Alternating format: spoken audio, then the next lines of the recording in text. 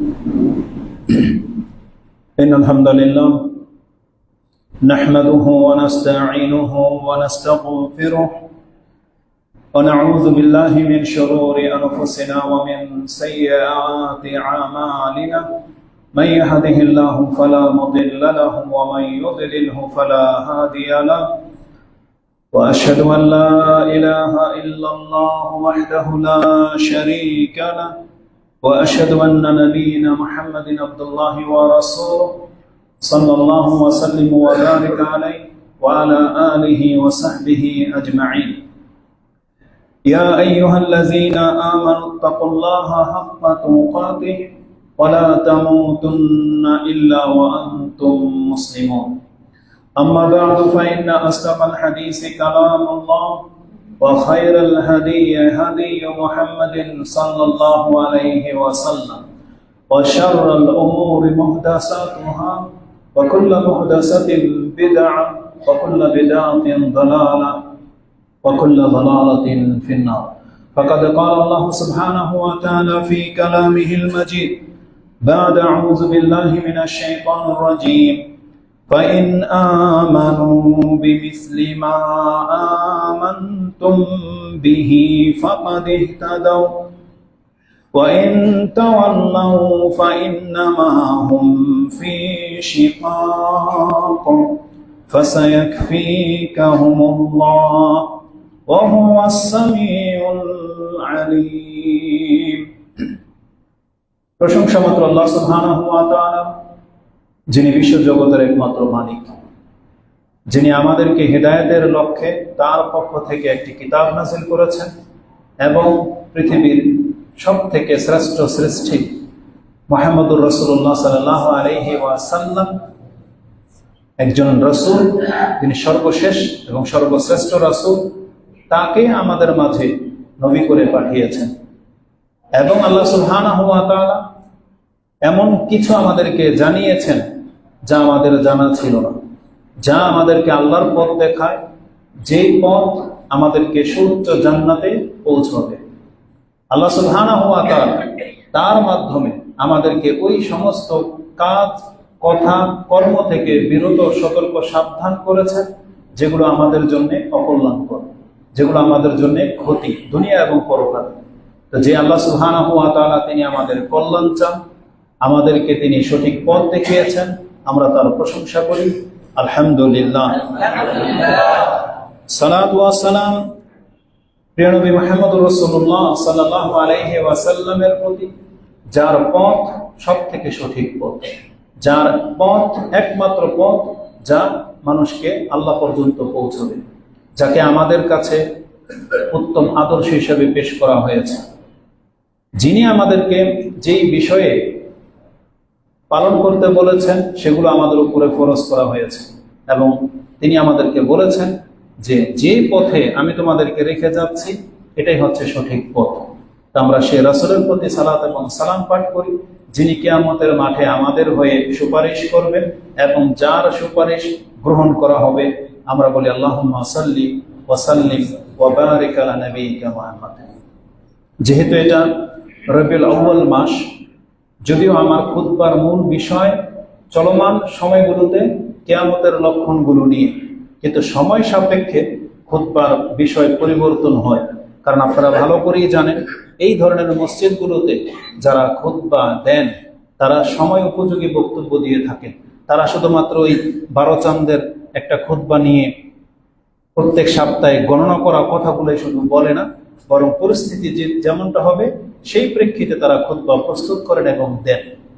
তো যেহেতু এটা রবিউল আউয়াল মাস, আমাদের হিসাবে আজকে হচ্ছে 9 তারিখ। তো রবিউল আউয়াল মাস একটা উল্লেখযোগ্য মাস, যেই মাস আসলেই আমাদের সমাজের মানুষ একটা কিছু শুনতে পায় নতুন করে, আর সেটা হচ্ছে ঈদে মিলাদুন নবী।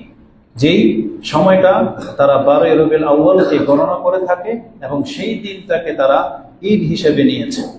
যেই দিনটা আমরা কোরআন হাদিসের ভিত্তিতে, যেই দিনটা আমরা পাচ্ছি রাসূলুল্লাহ সাল্লাল্লাহু আলাইহি ওয়াসাল্লামের ইন্তেকালের দিন।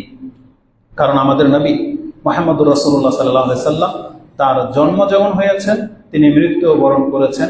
আর আল্লাহ সুবহানাহু ওয়া তাআলার একটা বিশেষ হিকমা, যেই দিন রাসূলুল্লাহ সাল্লাল্লাহু আলাইহি ওয়াসাল্লামের জন্ম হয়েছিল ঠিক ওই একই দিনে আল্লাহ তার মৃত্যু ঘটিয়েছেন। এটা হয়তো ইতিপূর্বে আমরা জানতাম না যে এর কি হিকমা থাকতে পারে, কিন্তু এই বেদাতি সমাজে যারা বসবাস করেন তারা বুঝতে পারবেন যে একই দিনে হওয়াতে এটা কত বড় একটা হিকমা কাজ করেছে। কারণ এই বাতিলপন্থী যাদেরকে আমরা বেদাতি বলি, তারা এই আল্লাহ সুবহানাহু ওয়া তাআলার হিকমাটাকে পর্যন্ত গুরুত্ব দেয় নাই, বরং তারা যেটা ধারণ করার সেটা ঠিকই ধারণ করেছে। তাদের কাছে মৃত্যুর দিনের চেয়ে জন্ম হওয়াটা বেশি প্রাধান্য পেয়ে আছে, এবং সেই জন্ম হওয়াটাকে কেন্দ্র করে তারা যেই সমস্ত বিশ্বাস এবং কর্মে লিপ্ত তার কিছুটা নমুনা আজকে আপনাদের কাছে তুলে ধরা হবে। তা আমাদের দৃষ্টিভঙ্গি থেকে আমরা যেটা পাচ্ছি যে 12ই রবিউল আউয়াল এই তারিখটা নিয়ে ইখতিলাফ রয়েছে। সেটা আপনি জন্মদিন বলেন অথবা মৃত্যুদিন বলেন, সমস্ত ওলামা এই তারিখের উপরে একমত হতে পারেননি। জন্মের ক্ষেত্রেও একমত হতে পারেননি, আর মৃত্যুর ক্ষেত্রেও পারেননি।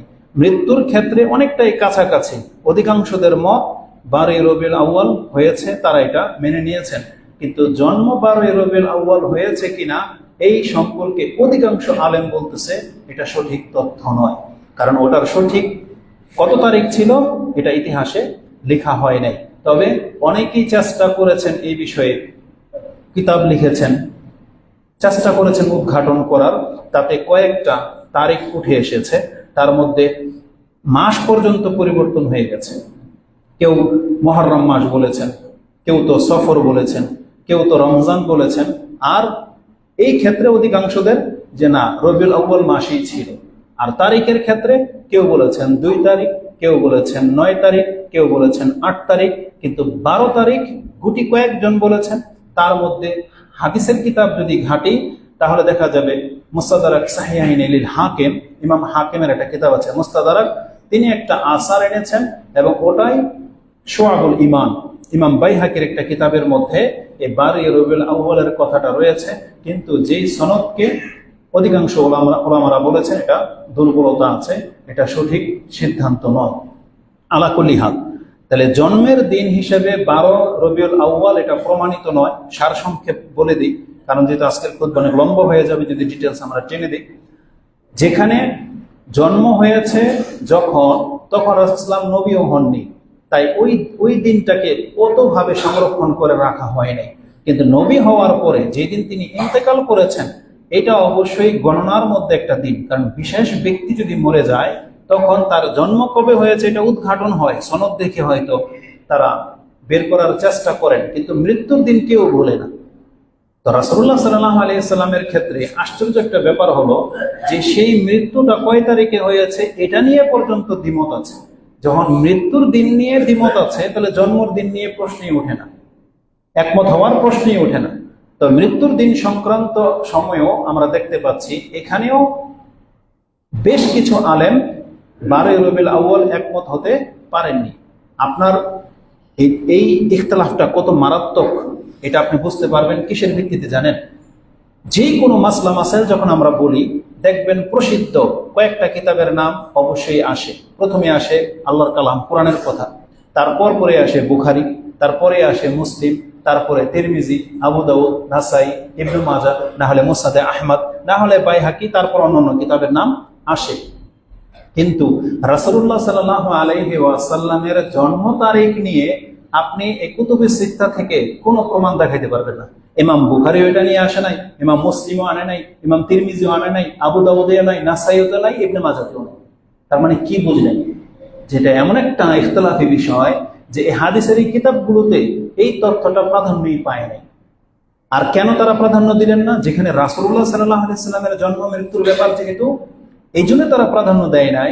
কারণ কোরআন হাদিস আমাদেরকে যে মানহাজ শিক্ষা দেয়, আমাদের সালাফরা যে মানহাজের উপরে চলতেন, তারা দেখতে পেয়েছেন জন্মদিন এবং মৃত্যুদিনকে স্মরণ রাখা, সেই ডেট পালন করা, এটা ইসলামে জায়েজই নেই, এটা ইসলামের কোনো বিষয়ই না, ইসলামে এটা নাই।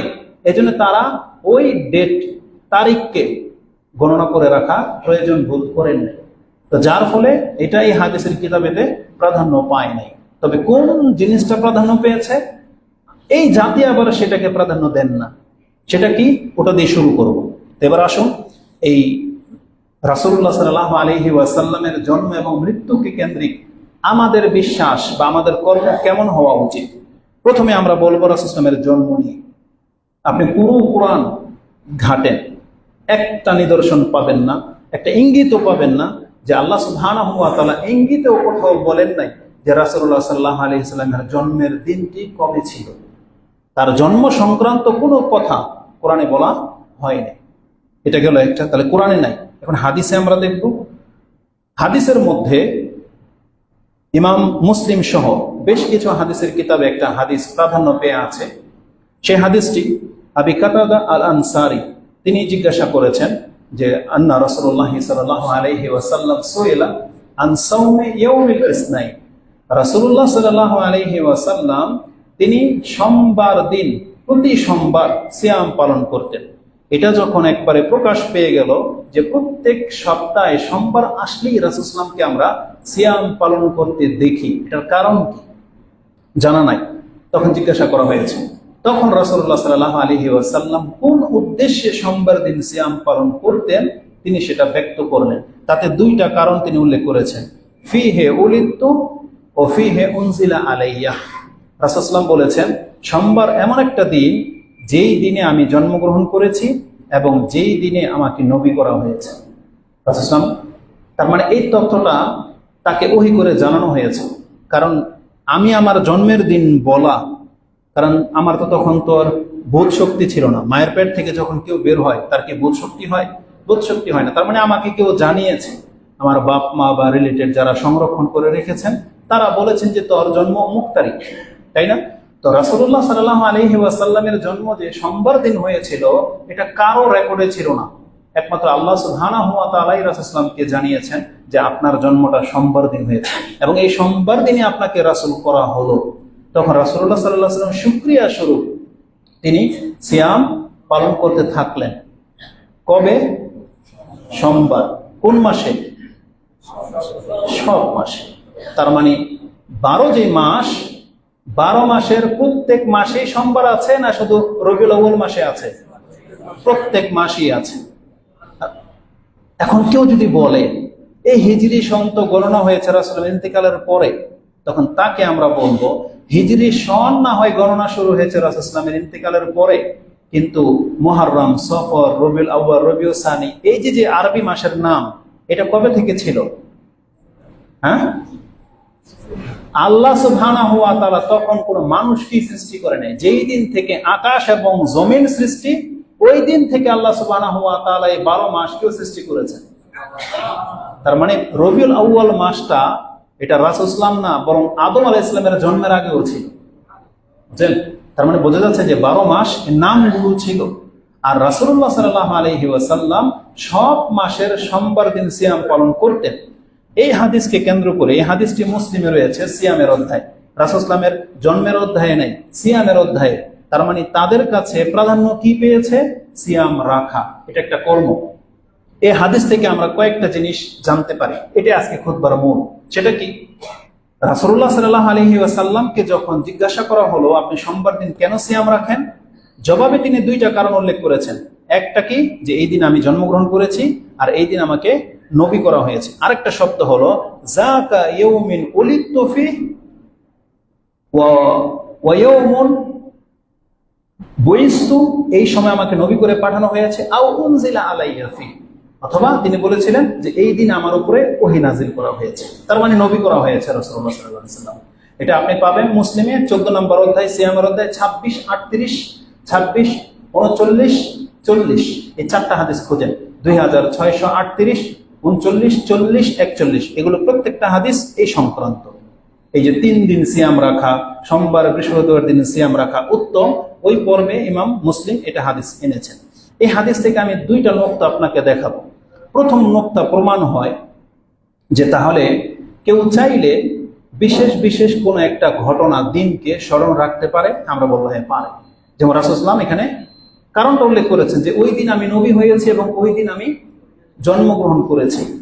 এখন কেউ যদি আমাদের মধ্যে এমন কোনো ব্যক্তি থেকে থাকেন আপনার জীবনে ঘটে গেছে এমন বিস্ময়কর কোনো ঘটনা, তাহলে আপনি চাইলে সেই দিনটাকে স্মরণ রাখতে পারেন।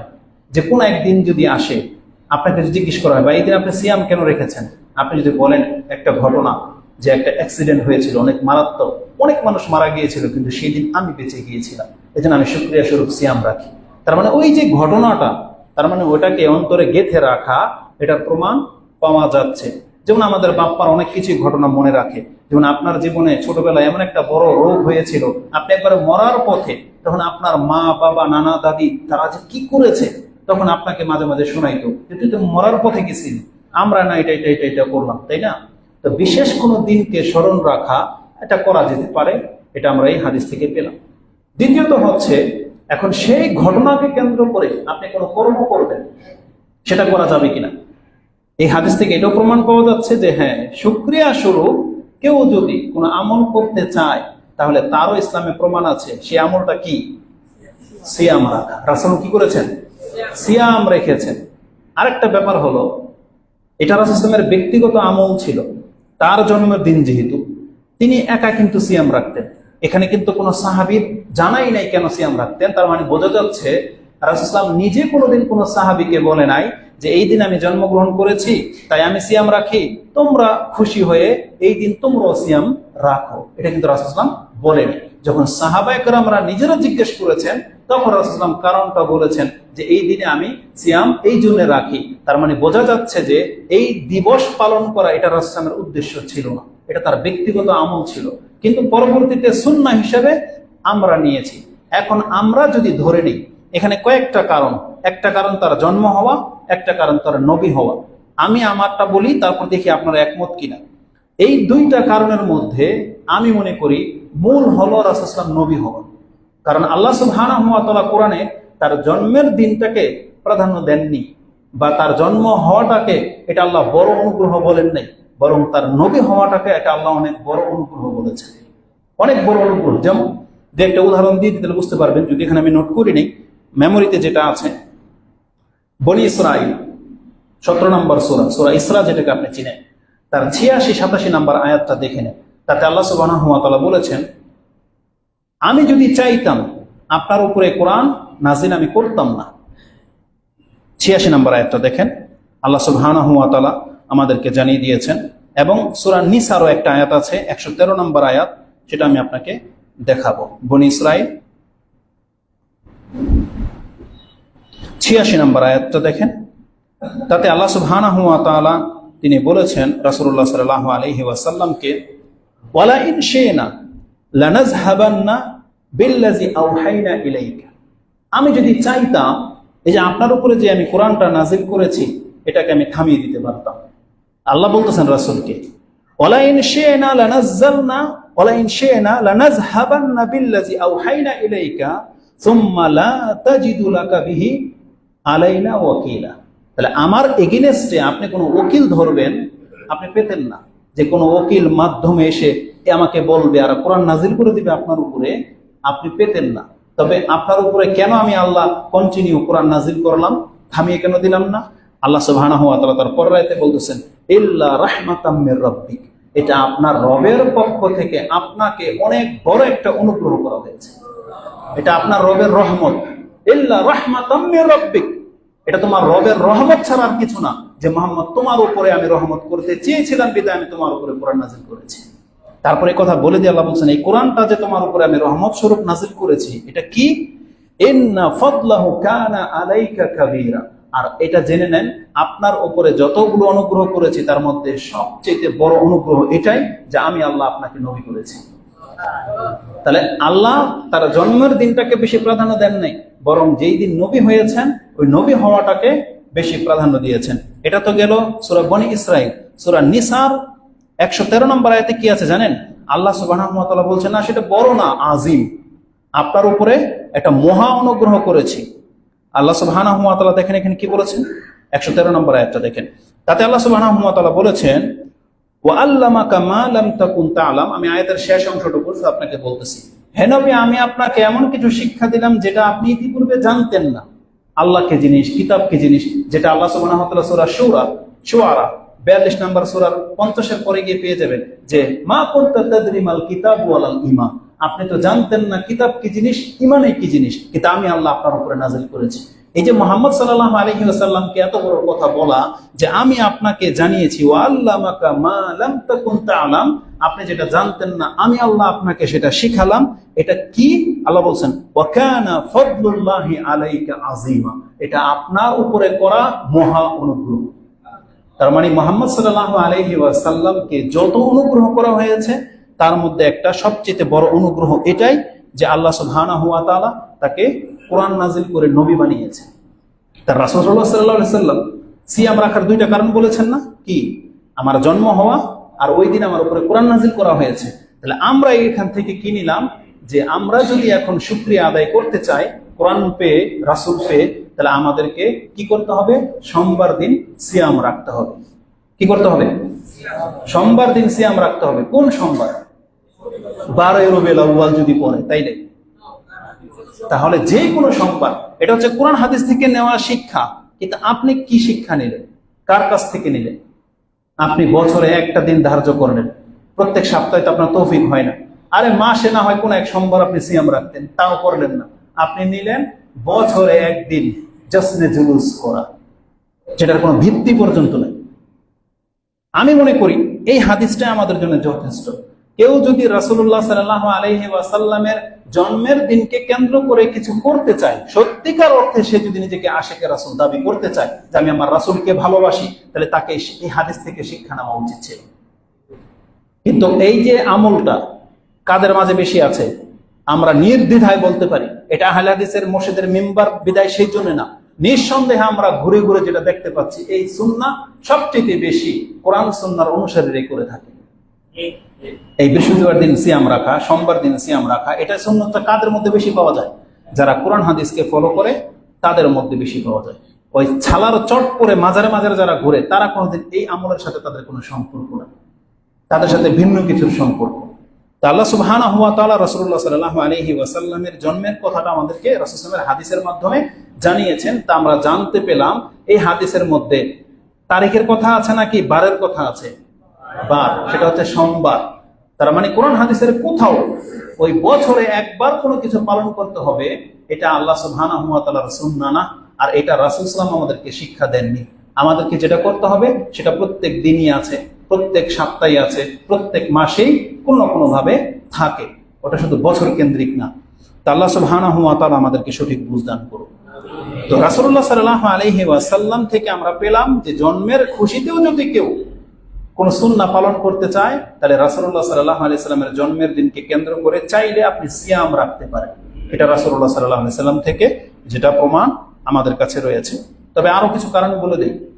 সোমবার দিন সিয়াম রাখার অনেকগুলো কারণ আছে, তার মধ্যে একটা কারণ হচ্ছে জন্ম, আর আপনি সেটাকে প্রাধান্য দিচ্ছেন। কিন্তু এই সোমবার দিন সিয়াম রাখার আরো 3টা কারণ আমি আপনাকে বলি।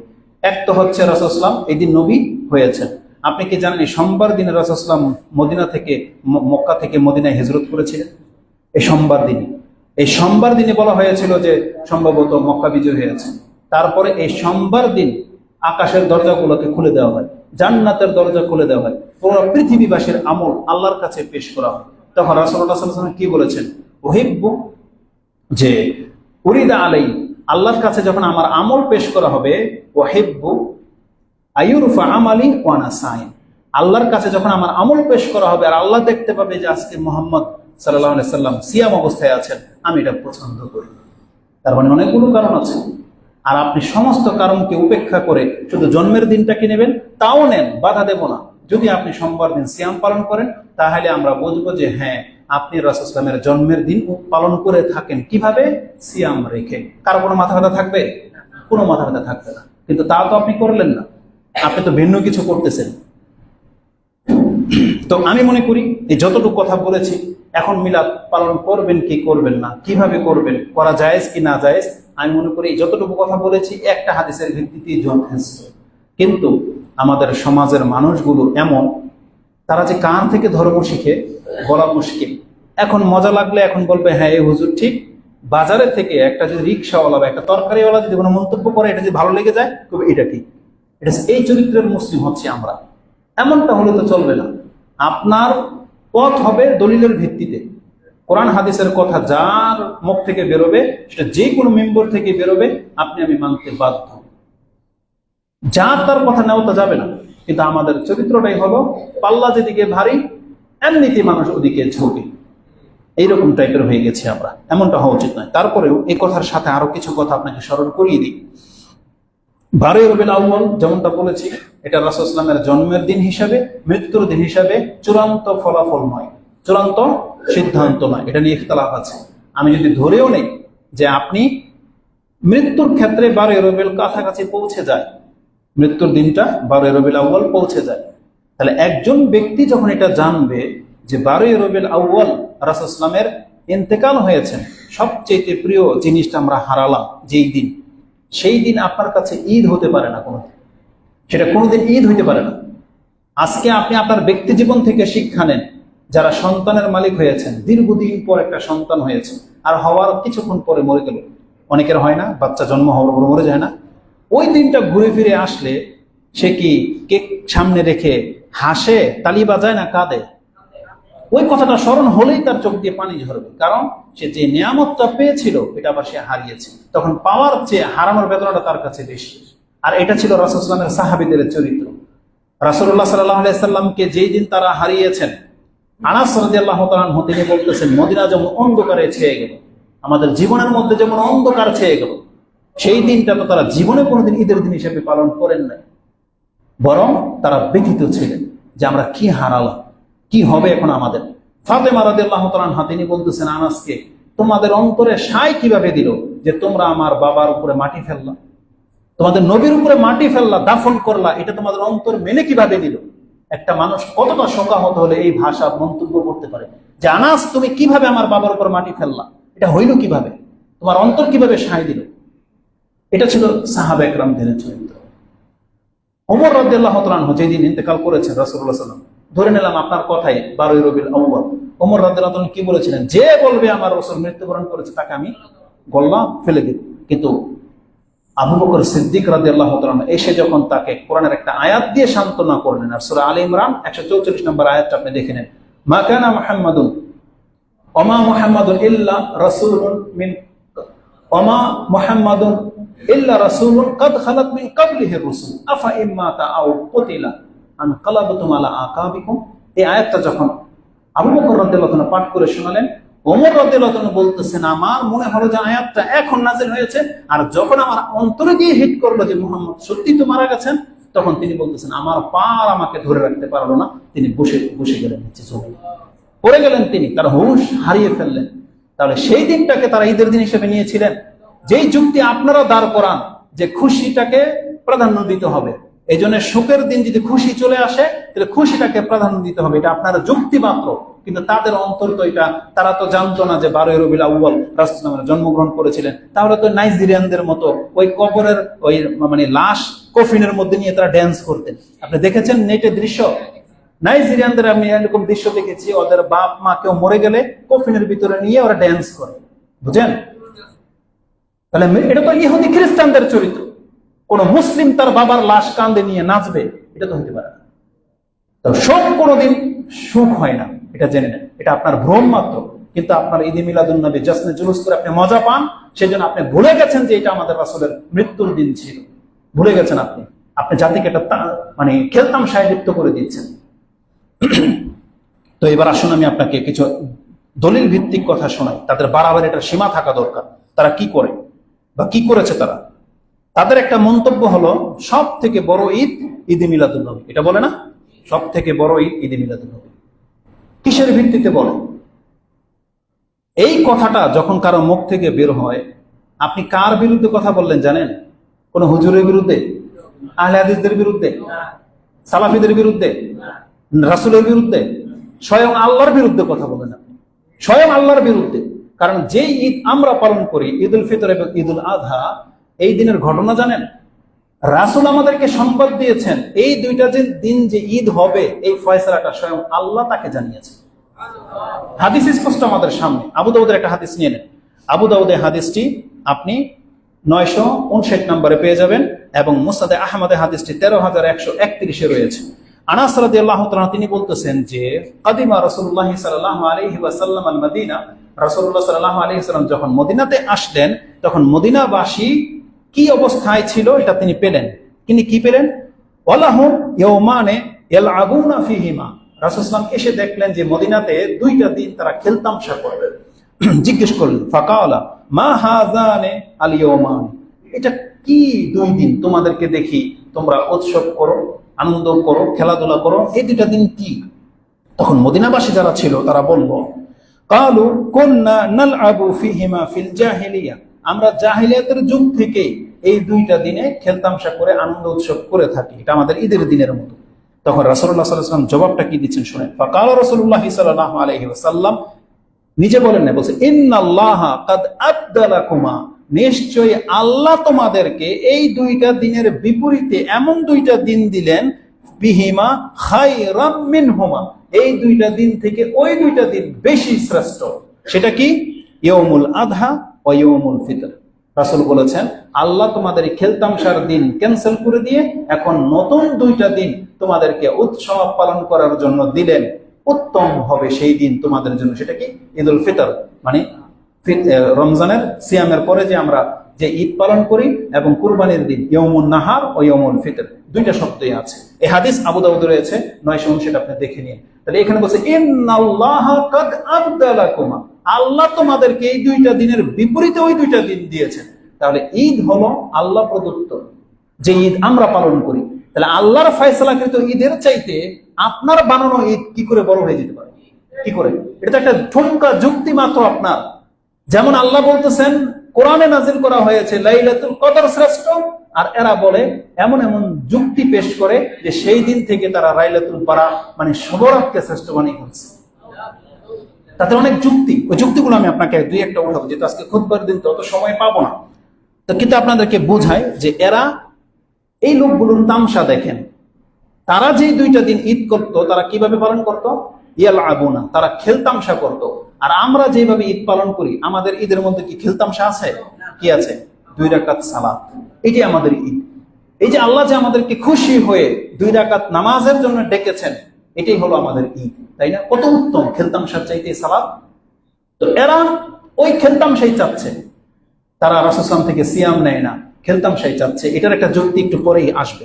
এবার আসুন ঈদে মিলাদুন নবী পালনে তাদের একটা যুক্তি কথা বলি, হাস্যকর লাগে। কারণ আমাদের আবার কিছু শ্রোতারা আছেন, তারা কি করে, ওদের বিচক্ষণ কিছু বক্তাদের বক্তব্যের ধরন শুনে কি হয়, ওর অন্তর টালমাটাল হয়ে যায়, মনে করে আরে কত চমৎকার যুক্তি। কিন্তু তাদের যুক্তির নমুনাটা আপনি দেখেন। একজন শেখকে দেখলাম, আমরা তো শেখ বলি, ওরা কি বলে মাওলানা, মুফতি, পীর, ওদের বুজুর্গ। এক বুজুর্গ একবারে নাম করা পীর, চিনেন, নাম শুনলে চিনবেন, আমাদের এলাকায়।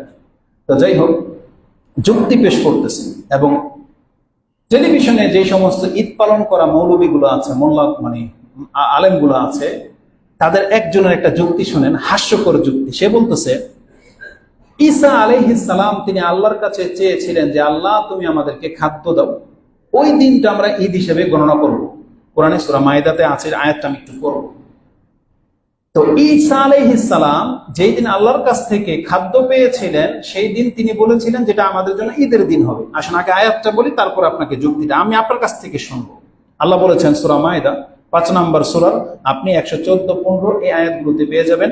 আল্লাহ সুবহানাহু ওয়া তাআলা বলেছেন ক্বালা ঈসা ইবনে মারইয়াম, ঈসা ইবনে মারইয়াম তিনি একদিন আল্লাহর কাছে বললেন, রব্বানা, হে আমাদের প্রতিপালক, আনজিল আলাইনা মাইদাতাম মিনাস সামাই, আকাশ থেকে আপনি যা খাঞ্চা ভরা খাদ্য আমাদেরকে দেন, তাকুনু লানা ঈদান, যেই দিনটা হবে আমাদের জন্য ঈদের দিন, তাকুনু লানা ঈদান, আমাদের জন্য আনন্দের উৎসবের দিন হবে, খুশির দিন হবে, লিআউয়ালিনা ওয়া আখিরিনা, এটা আমাদের প্রথমের জন্য এবং পরবর্তী যারা বাকি থাকবে আমার নাসলের তাদের জন্য, যেটা ঈদের দিন হিসেবে বহাল থাকবে, ওয়া আয়াতাম মিনকা, এবং একটা নিদর্শন হিসেবে আপনি আমাদেরকে দেন।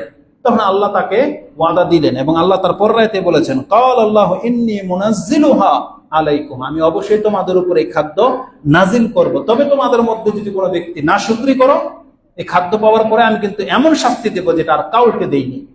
এই ওয়াদা নিয়ে খাদ্য নাজিল করলেন, যেটা আপনি সূরা মাইদার 114-15 নম্বর পেয়ে যাবেন। এখন আমাদের দেশের হুজুরদের যুক্তি শুনে, এরা তো সেই হিল্লা বাহানা করা জাতি, তো হিল্লা করে আপনার বউকে আরেক বেটার কাছে এক রাত শোয়াই দেয় এরা, এই জাতি এরা।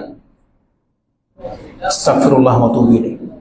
বলতেছে, আচ্ছা বলেন তো দেখি, যুক্তিটা এইভাবে পেশ করতেছে, আচ্ছা যেই দিন আকাশ থেকে খাদ্য নাজিল হইল বা আপনি খাদ্য পেলেন, এটা যদি ঈদের দিন হয়, তাহলে যেই দিন আমার নবীর জন্ম হয়েছে এটা কত বড় ঈদের দিন হইতে পারে? যুক্তি বুঝেন? কিসের সাথে কি? আর ঈসা আলাইহিস সালাম তিনি বলেছিলেন যে খাদ্য নাজিল করে এটা আমরা ঈদ হিসেবে গণনা করব, এটা তো তার ধর্মে ছিল এবং তিনি সেই দিনটাকে ঈদ হিসেবে নিয়েছিলেন, তার জাতির ঈদ পালন করত। এটার সাথে আপনি এই যুক্তি কেন লাগালেন যে তাহলে যেই দিন খাদ্য নাজিল হয়েছে সেটা যদি ঈদের দিন, আনন্দের দিন হইতে পারে, তাহলে আমরা আমাদের নবীকে যখন পাইলাম যেই দিন, সেটা কত বড় না ঈদের দিন হইতে পারে? বুঝেন কথা? এটা তার যুক্তি। তা আমরা বলতে পারি তোমার এই যুক্তি খ্রিস্টানের যুক্তি। কিভাবে জানেন? ঈসা আলাইহিস সালাম যেদিন খাদ্য পেয়েছিলেন তিনি কিন্তু সেই দিনটাকে কিন্তু কি করেছিলেন? ঈদের দিন গণ্য করেছিলেন। ঈসা আলাইহিস সালাম কি তার জন্মের দিন কি ঈদ ঘোষণা করেছিলেন? বরং বর্তমান খ্রিস্টানরা ঈদের দিন কোনটা পালন করে? ওদের বড় দিন কোনটা? ওই খাদ্য পাওয়ার দিন নাকি ঈসা আলাইহিস সালামের জন্মের দিন? তাহলে বোঝা যাচ্ছে যে ধর্ম বলে একটা, এই বাতিল যারা মুশরিকানা চিন্তা নিয়ে যারা বসবাস করে, কোরআন হাদিস থেকে যারা দূরে, তারা এই যে মন গড়ে এরকম ব্যাখ্যা করে। বাতিল খ্রিস্টান যারা, তারা কিন্তু আজও ঈসা আলাইহিস সালামের জন্ম ওরা মনে করে 25শে ডিসেম্বর নাকি 26শে ডিসেম্বর, 25শে ডিসেম্বর, এই দিনটাকে ওরা ক্রিসমাস ডে হিসেবে পালন করে, মানে বড় দিন ওদের কাছে, ঈদের দিন। কিসের ভিত্তিতে? ওইটা কি খাদ্য নাজিল হওয়ার দিন ছিল? না। কিন্তু কোরআন কি বলতেছে? যে ঈদের দিন পালন করলে খাদ্য নাজিল করার দিনটাকে করা উচিত ছিল, কিন্তু এই বদ জাতি তারা ওই দিনটাকে ভুলে গিয়ে তার জন্মের দিনটাকে নিয়ে নিয়েছে। ঠিক আমাদের সাথেও একই আচরণ করেছে এই মুশরিকগুলো। যেই দিন আল্লাহ নবী করেছেন তাকে আল্লাহ বলেছেন সেটা তোমার জন্য বেশি মানে উত্তম দিন, মানে আজিম। আর এরা কি করেছে? নবী হওয়ার দিনটাকে ক্যান্সেল করে দিয়ে তার জন্মের দিনকে নিয়ে পালানো শুরু করে দিয়েছে। এটা কোরআন সুন্নাহ ওয়ালা হইল নাকি খ্রিস্টানদের থিওরি অনুযায়ী হইল?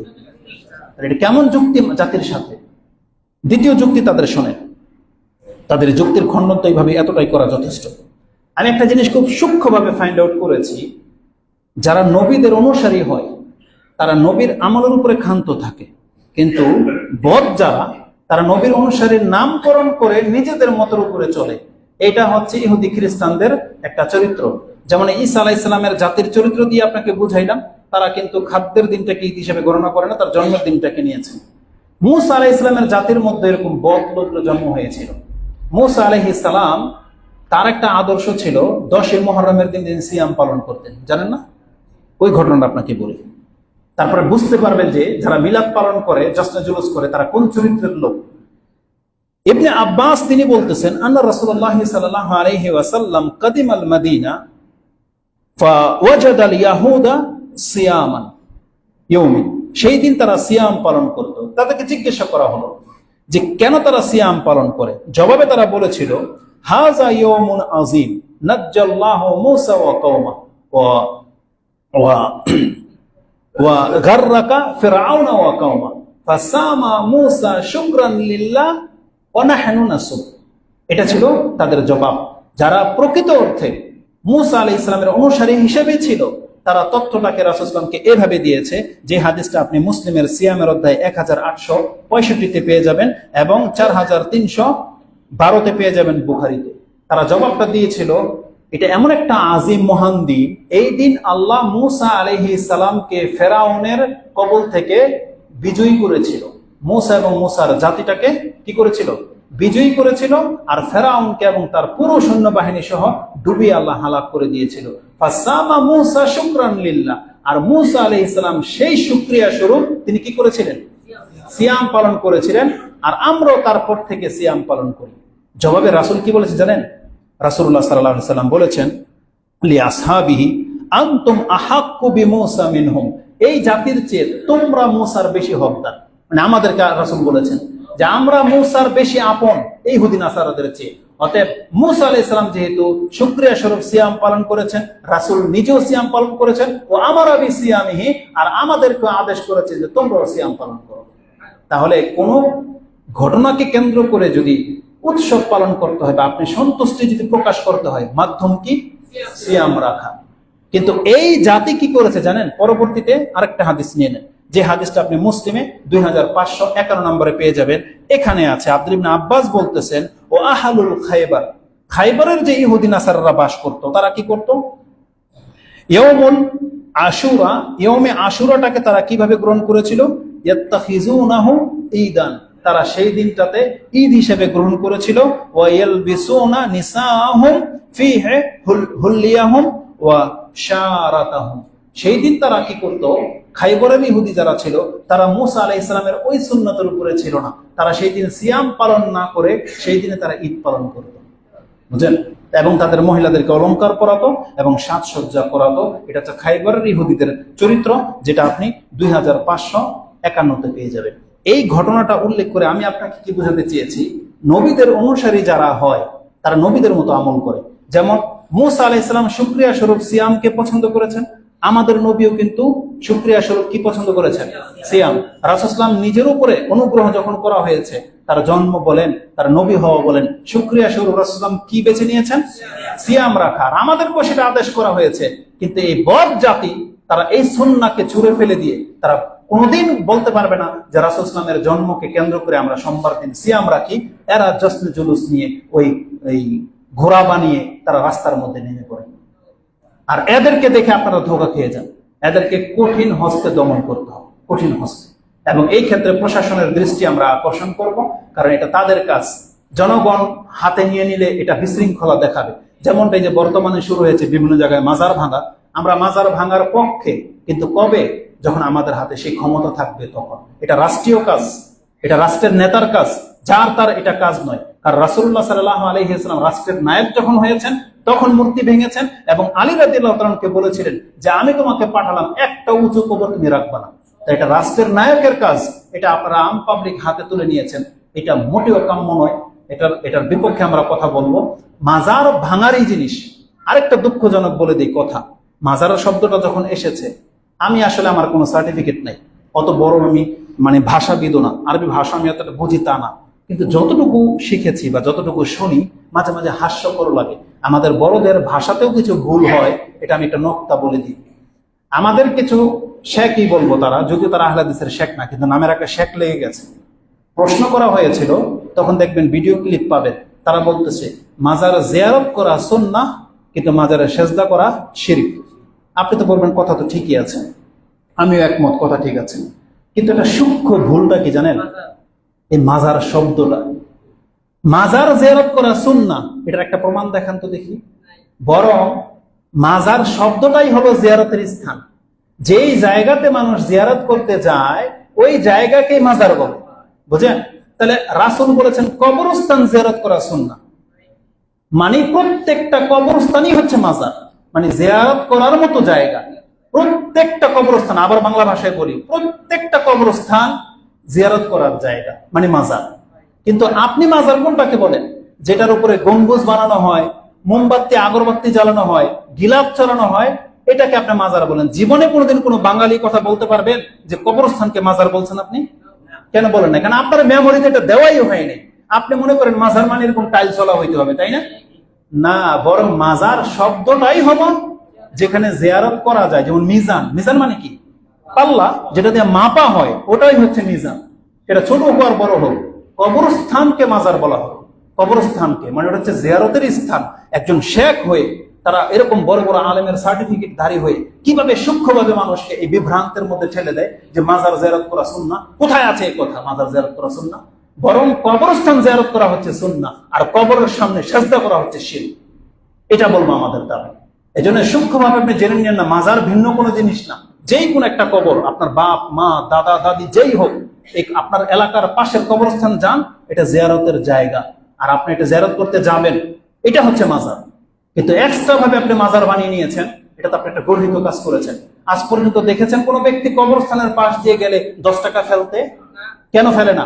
অথচ এটা তো জিয়ারতের স্থান ছিল, কিন্তু আর মাজারে গিয়ে কেন ফেলে? কারণ ওখানে কিছু পাওয়ার জন্য যায়। এই জন্য সূক্ষ্মভাবে মানুষকে শিরকের দিকে ঠেলে দেওয়া হয়েছে।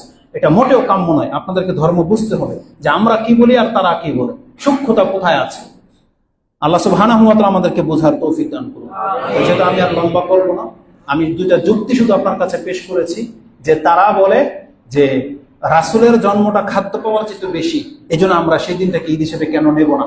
না এটা আমাদের রাসূলের সুন্নত নয়, এটা আমাদের সাহাবা কেরামদের ঈমান নয়, এজন্য আপনি এটা নিতে পারবেন না। সেই আয়াতটা যেটা প্রথমে পাঠ করেছিলাম ভুলে যাবো, সেজন্য আগেই সেরে দিই। কেন এটা আমাদেরকে ঈদ হিসেবে নেওয়া যাবে না? কারণ আল্লাহ সুবহানাহু ওয়া তাআলা কোরআনে সূরা বাকারাতে একটা আয়াত পেশ করেছেন, যেটা 137 নম্বর আয়াতে আপনি পেয়ে যাবেন, যে আমাদেরকে আল্লাহ সুবহানাহু ওয়া তাআলা ইঙ্গিত করে দিয়ে বলেছেন কিয়ামত পর্যন্ত যত মুসলিমরা আসবে, রাসূলুল্লাহ সাল্লাল্লাহু আলাইহি সাল্লাম এবং তার পুরো সাহাবীদের টিমকে আল্লাহ একদিকে রেখে বলে দিয়েছেন, এই পৃথিবীর মানুষ তোমরা শুনে রাখো, এই যে মুহাম্মদ এবং তার সাহাবা একরামরা যেইভাবে আমার প্রতি ঈমান এনেছে, যেইভাবে তোমাদের ঈমান যদি তাদের মতো না হয় তাহলে কোনোদিন তোমরা হেদায়েত পাবে না, এটা আল্লাহ বলে দিয়েছেন। তার মানে আপনি হেদায়েতের উপরে আছেন কিনা নাই, এটা মাপার যন্ত্র কি? এক পাল্লায় রাখতে হবে সাহাবাদেরকে, রাসূল এবং সাহাবাকে এক পাল্লায় রাখতে, এটা বাটখারা। এখন আপনি আপনার ঈমানকে মাপেন, দেখেন এটার সাথে মিলে কিনা। মিলে গেলে আপনি নিজেকে হেদায়েত প্রাপ্ত দাবি করতে পারবেন।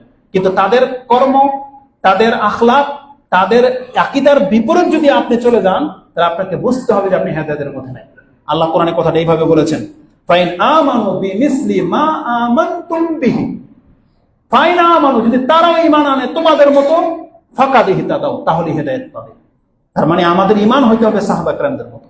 তাহলে সাহাবা একরামরা কোনোদিন রাসূলুল্লাহ সাল্লাল্লাহু আলাইহি ওয়াসাল্লামের জন্মদিনকে উৎসব হিসেবে পালন করেন নাই, উৎসব হিসেবে কোনোদিন পালন করেন নাই, আপনার কাছে কোনো রেকর্ড নাই।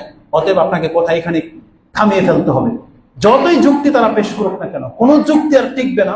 সাহাবা একরামদের পুরো টিম আদর্শের খেলাফ যদি যায়, এই যুক্তি টিকবে না।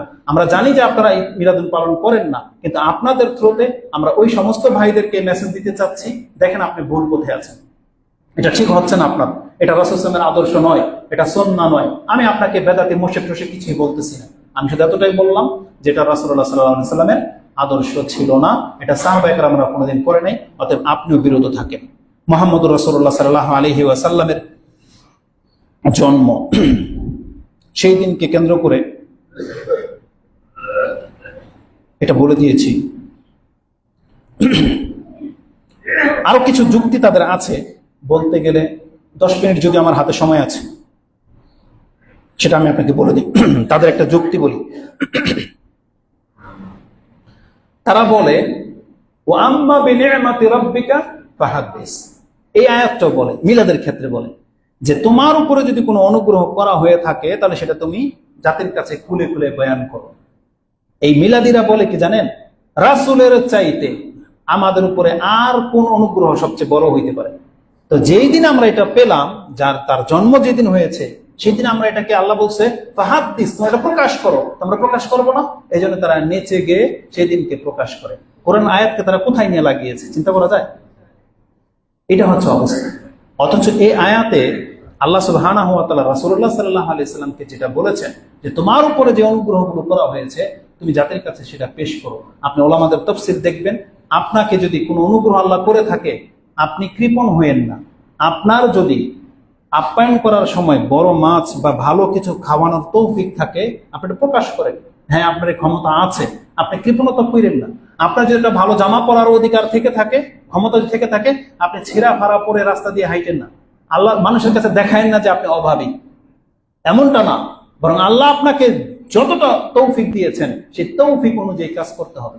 আমাদের এই মসজিদে ধরেন কথার কথা এসি লাগবে, আপনার ক্ষমতা আছে একা একটা এসি দিয়ে দেওয়ার, আপনি কৃপণতা দেখায়েন না, প্রকাশ্যে বলেন হ্যাঁ আমি একটা এসির ব্যবস্থা করে দিলাম, আইপিএস দিয়ে দিলাম, আমি এই ছাদটা করে দিলাম। প্রকাশ করতে হবে, কারণ আল্লাহ আপনাকে সে অনুগ্রহ দিয়েছেন।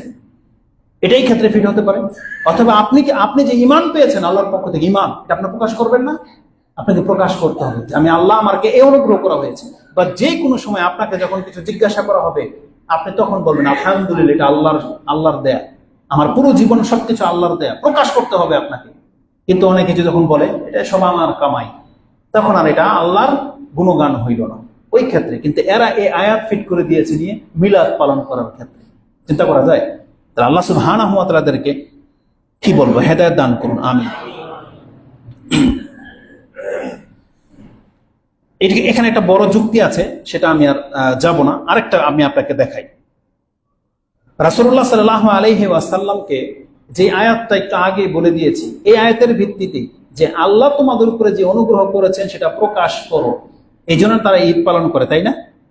আমি তো একটু আগে আপনাকে বলেছি রাসূল সাল্লাল্লাহু আলাইহি ওয়াসাল্লামের জন্মের দিনটাকে আল্লাহ বেশি অনুগ্রহ বলেছেন নাকি তার নবুয়তের দিনটা, তার নবী হওয়ার দিনটা? তাহলে যদি খুশি প্রকাশ করতেই হয় আমাদেরকে খুঁজতে হবে রাসূল সাল্লাল্লাহু আলাইহি ওয়াসাল্লামকে কবে নবী করা হয়েছে, তাই না? একটু বিচার করে দেখেন তো, আপনিও কিন্তু সেই দিনটাকে স্মরণ করেন, আর সেই দিনটা কিন্তু একটা যাহা তাহা দিন না। যেই দিন রাসূল সাল্লাল্লাহু আলাইহি ওয়াসাল্লামের জন্ম হয়েছে কোরআনটা কিছুই বলা হয় নাই, কিন্তু যেই দিন রাসূলকে কোরআন নাজিল করে দিয়ে নবী বানানো হয়েছে, আপনি কি জানেন সেই দিনটা কোন দিন? কোন দিন, কোন মাসে নাজিল হয়েছিল কোরআন? রমজান মাসে। যে রাতে নাজিল হয়েছে সেই রাতটার নাম কি? লাইলাতুল কদর। আর এই রাতের বরকত এমন, এক রাতের ইবাদত আপনাকে হাজার মাসের চাইতে শ্রেষ্ঠতে পৌঁছেছে। তাহলে আমরা তো রাসূলুল্লাহ সাল্লাল্লাহু আলাইহি ওয়াসাল্লাম কে পেয়ে যে অনুগ্রহ আল্লাহর কাছ থেকে পেয়েছি সেটা তো আমরা প্রকাশ করতেছি কিসের মাধ্যমে? সারা রাত জেগে ইবাদত করে, কোরআন তেলাওয়াত করে, সালাত আদায় করে। এটা না করেন কদরের রাত্রে? তাহলে এটাই হচ্ছে সঠিক সুন্নাহ। কিন্তু এটাকে তারা কোথায় নিয়ে গেছে? এজন্য এই বিভ্রান্তিতে পড়বেন না। আল্লাহ সুবহানাহু ওয়া তাআলা আমাদেরকে হেদায়েত দান করুন, আমিন। তো সর্বোপরি এটাই ছিল আমাদের মেসেজ, আমরা লম্বা করব না। আমি জাস্ট আপনাকে বুঝাতে চেয়েছি ঈদ এ মিলাদুন নবী পালন করা এটা হতে পারে বছরে একবার না, কবে? প্রত্যেক সপ্তাহে। আর কিভাবে করবেন? সত্যিকার অর্থে যদি আপনি আল্লাহর বান্দা হয়ে থাকেন, রাসূলকে যদি আপনি ভালোবেসে থাকেন, তাহলে রাসূল সাল্লাল্লাহু আলাইহি ওয়াসাল্লামের এই সুন্নাহটাকে আপনি নিয়ে নেন। কিভাবে? প্রত্যেক সোমবার দিন আপনি সিয়াম রাখবেন। আর এটা কি প্রকাশ হবে, কেন আপনি রাখলেন? আমরা জাতির কাছে এটাই বলবো যে এই দিনে আমাদের নবী মুহাম্মদ সাল্লাল্লাহু আলাইহি ওয়াসাল্লামের জন্ম হয়েছিল, যেন আমরা শুকরিয়া স্বরূপ সিয়াম পালন করি। এটার চাইতে বড় উত্তম পন্থার কি হতে পারে জাতির কাছে? অতএব যারা মিলাদ পালন করতে চান তারা রাসূল সাল্লাল্লাহু আলাইহি ওয়াসাল্লামের সুন্নাহর দিকে ফিরে আসেন। আকুলু লিকাউলি হাযা আস্তাগফিরুল্লাহ লি ওয়া লাকুম ওয়া লিসাইরিল মুসলিমিন ফাস্তাগফিরু ইন্নাহু হুয়াল গফুরুর রহিম।